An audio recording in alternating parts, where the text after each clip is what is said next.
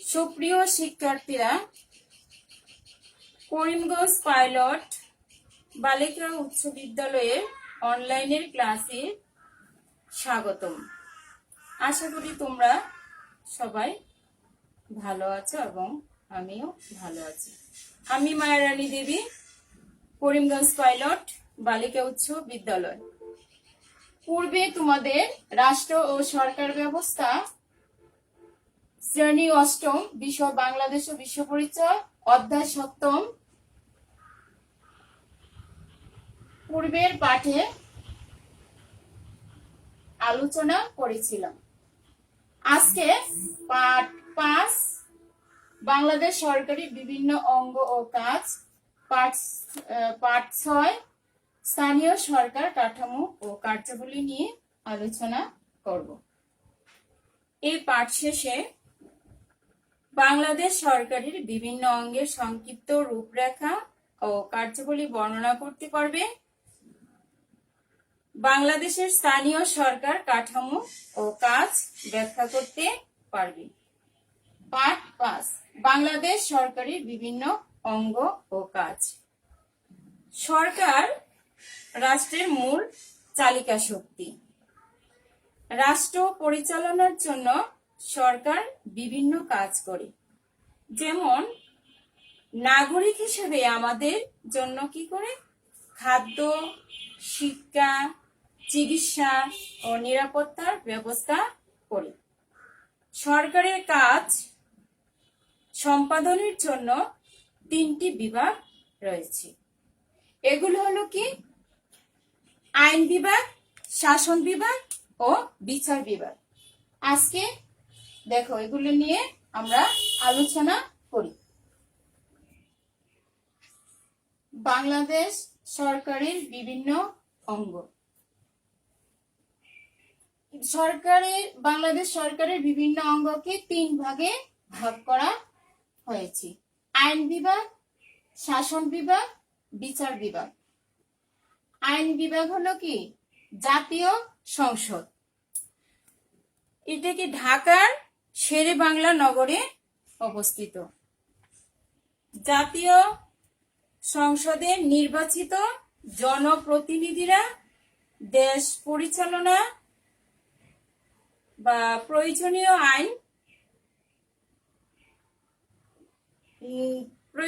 আইন নিয়ম কানুন আলোচনা করেন এবং অন্যান্য নীতি নির্ধারণী সিদ্ধান্ত নেন। সেটা হলো আইন বিভাগের কাজ। আর শাসন বিভাগ হলো বাংলাদেশ সচিবালয়। সচিবালয়ের কাজ হলো সংসদে যে সকল আইন প্রণয়ন করা হয় সে অনুযায়ী নীতি নির্ধারণ, সরকারের শাসন কাজ পরিচালিত হয়। বিচার বিভাগ। বিচার বিভাগ হলো সুপ্রিম কোর্ট। বাংলাদেশের বিচার বিভাগের সর্বোচ্চ স্তর।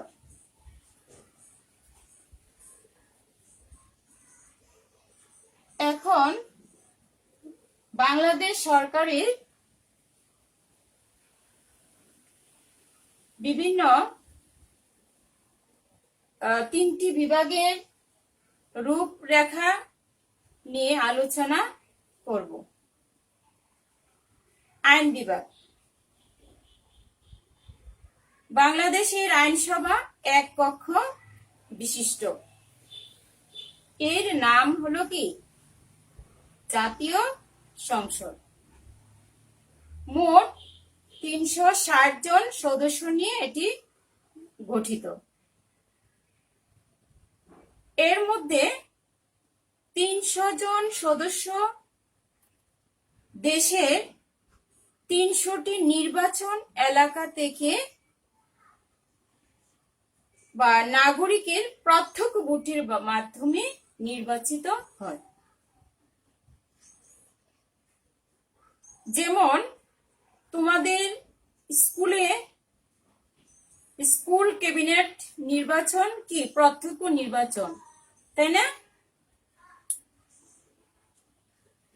আর সংরক্ষিত বাকি 50টি আসন মহিলাদের জন্য সংরক্ষিত থাকে।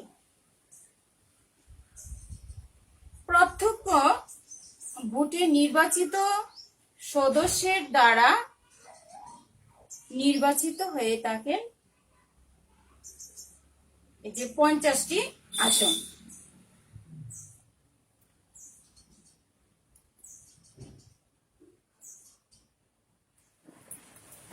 সংরক্ষিত আসনে মহিলা সদস্যগণ পরোক্ষভাবে নির্বাচিত হন।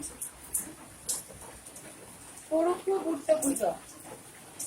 যারা প্রত্যক্ষ ভোটে নির্বাচিত তাদের মাধ্যমে আবার এই 50 জন মহিলা আসনের মহিলা সদস্য নির্বাচিত হন।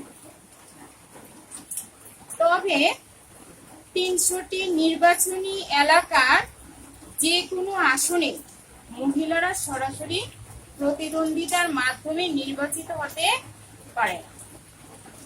জাতীয় সংসদের মেয়াদ হলো কি 5 বছর। একজন স্পিকার জাতীয় সংসদের অধিবেশন সংক্রান্ত সকল কার্যক্রম পরিচালনা করে।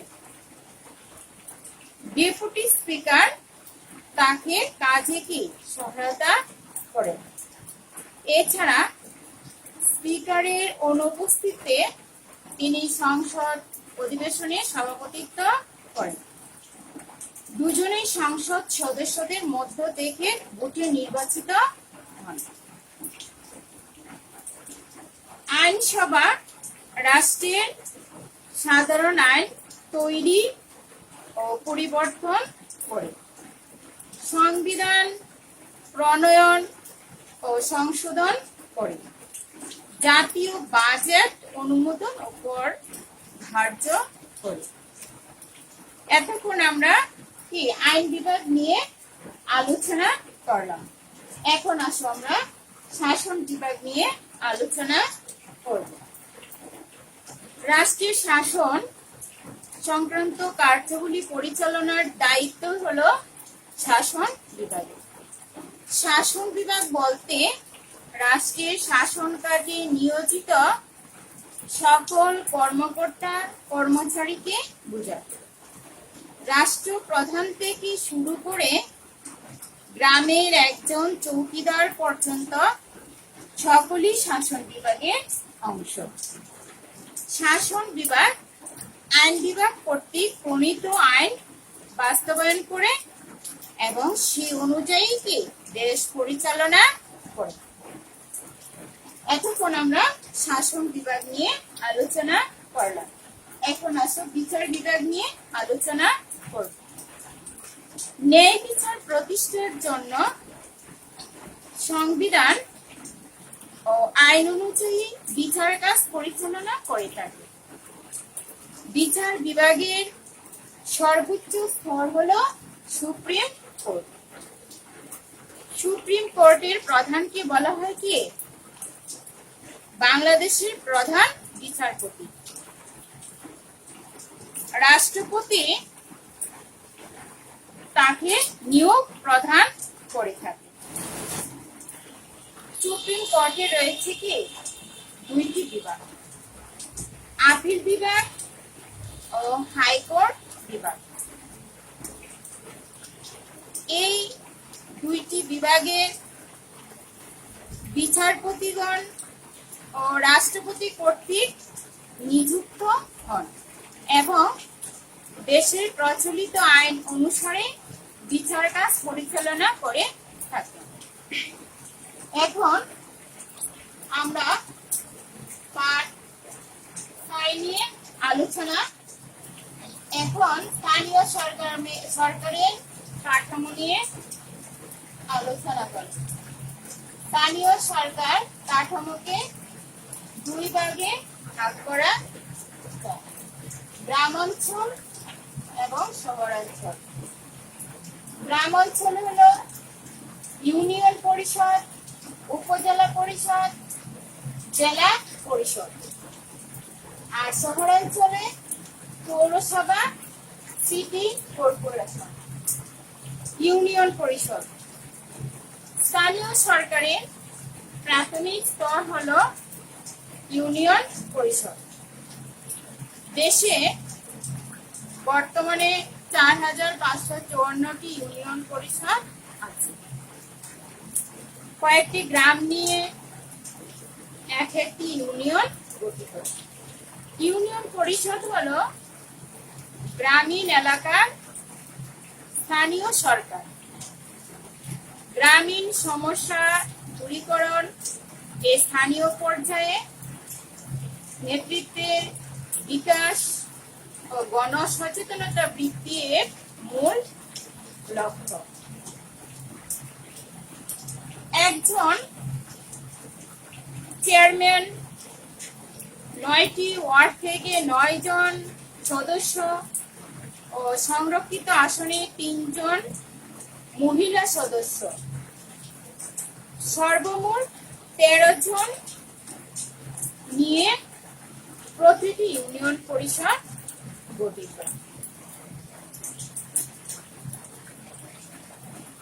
এখন ইউনিয়ন পরিষদের কাজ কি? ইউনিয়ন পরিষদের কাজ হলো বিচার কাজ, তথ্য প্রচার, খাজনা ও কর আদায়, শান্তি রক্ষা, শিক্ষা, পরিবার পরিকল্পনা, জনস্বাস্থ্য রক্ষা, জনকল্যাণমূলক ও উন্নয়নমূলক কাজ করা। এখন আসো আমরা উপজেলা পরিষদ নিয়ে আলোচনা করি। কয়েকটি ইউনিয়ন নিয়ে একটি উপজেলা পরিষদ গঠিত। একজন চেয়ারম্যান, একজন ভাইস চেয়ারম্যান, একজন মহিলা ভাইস চেয়ারম্যান নিয়ে গঠিত হয়। দেশে মোট উপজেলা পরিষদের সংখ্যা হলো 492টি। উপজেলা পরিষদের কাজ কি? উপজেলা পরিষদের কাজ হলো অনেকাংশে ইউনিয়ন পরিষদের কাজের মতো। বিভিন্ন ইউনিয়নের মধ্যে সংযোগকারী রাস্তা নির্মাণ ও রক্ষণাবেক্ষণ করে। এখন আসো আমরা জেলা পরিষদ নিয়ে আলোচনা করি। কয়েকটি উপজেলা নিয়ে একটি জেলা পরিষদ গঠিত। দেশে 64টি জেলা পরিষদের মধ্যে 61টি স্থানীয় সরকার বিষয়ক মন্ত্রণালয়ের অধীনে আছে। খাগড়াছড়ি, বান্দরবান ও রাঙ্গামাটি এই 3টি জেলা পরিষদ পার্বত্য চট্টগ্রাম বিষয়ক মন্ত্রণালয়ের কি অধীনে। একজন চেয়ারম্যান এবং 20 জন সদস্য নিয়ে জেলা পরিষদ গঠিত। এই 20 জন সদস্যের মধ্যে 5 জন হবেন মহিলা সদস্য। জেলা পরিষদের কাজ কি? জেলার বিভিন্ন উন্নয়নমূলক কাজ করাই হলো জেলা পরিষদের কাজ। এর মধ্যে উল্লেখযোগ্য হলো উপজেলা ও পৌরসভার সংরক্ষিত এলাকার বাইরে রাস্তাঘাট, সেতু, কালভার্ট ইত্যাদি নির্মাণ, শিক্ষা প্রতিষ্ঠান নির্মাণ, গ্রন্থাগার তৈরি, কৃষি খামার স্থাপন, বন্যা বাঁধ নির্মাণ এবং পানি সেচের ব্যবস্থা করে। এছাড়াও আরো অনেক কাজ রয়েছে। এখন আসো পৌরসভা নিয়ে আমরা আলোচনা করি। পৌরসভার কাজ কি? পৌরসভা বিশুদ্ধ পানি সরবরাহ এবং পানি নিষ্কাশনের ব্যবস্থা করে। স্বাস্থ্যকর ও ভেজাল মুক্ত খাদ্য বিক্রি নিশ্চিত করে শহরের